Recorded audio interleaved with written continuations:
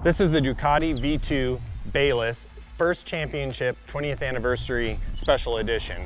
This bike commemorates Troy Bayliss's first World Superbike Championship back in 2001 when he won on a Ducati 996R. What's special about this bike is obviously the special paint job, the new livery that commemorates that championship, but it also has a couple of other parts like Olin suspension front and rear, a lighter battery, and a couple other things that make it exclusive. The price on this bike compared to the standard model is $21,495 compared to $17,795 on the standard model. The Bayliss V2 is powered by a 955cc Super Quattro V-twin engine. The fuel injection system has twin injectors, one above the throttle body and one below for maximum power. On the Cycle World dyno, we recorded 133 horsepower and 67 foot-pound of peak torque.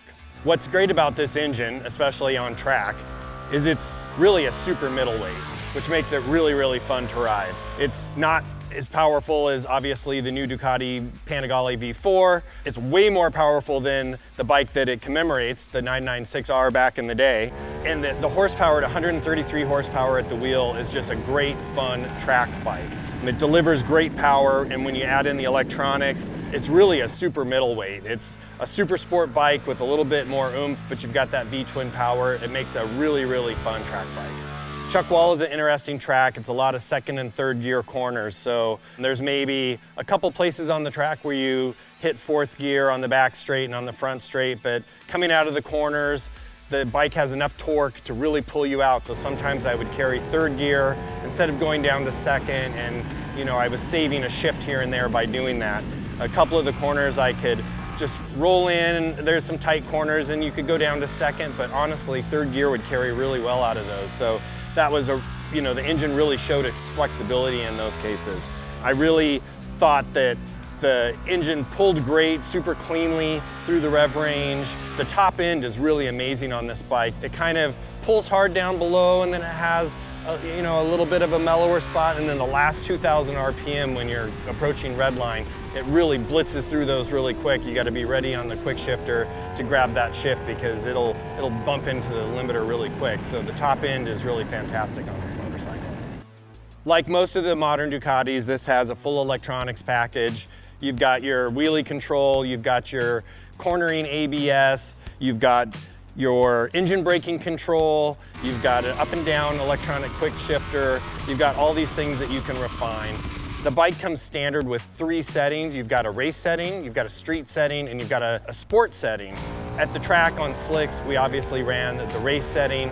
It provides a different dash, has a little bit of different information, but you can go in there and you can modify all those parameters for traction control and your ABS, and you can change your engine braking if you want to roll into the corner faster, or if you want a little bit more engine braking coming in, you can set those settings. And we kind of messed with that a little bit, but we got some pretty conservative settings that we were happy with, and the bike worked great all day. Unique to this bike's chassis is the Olin suspension front and rear. This is not electronically adjustable or anything like that. It's manually adjustable. It's a Olin's NX30 fork on the front and a TTX 36 shock on the rear. The shock is offset to the side so you can easily access the clickers, make your changes real easily. Another big benefit is it comes with a standard lithium-ion battery, which saves 6.5 pounds over the standard V2. So that's a pretty good weight savings. Out on the track, this bike just handles and steers very light, exactly what you would feel like with a track bike or what you would want it to feel like. In our case, we swapped out the standard treaded Pirelli Rosa Corsa 2 tires with SC2 slicks, and we're out on the track and had plenty of grip all day. The ergonomics were pretty good for me. The cockpit's a little bit tight. The only complaint that I would really have is that I wish I could move my butt back a little bit more in the cockpit to kind of get set up for some corners and stuff. It's a pretty tight arrangement, but overall the handlebar position, the seating position are overall pretty good. I just would like to be able to move my butt around a little bit more to get comfortable. The Brembo radial mount M4 32 monoblock brakes were absolutely outstanding on the track.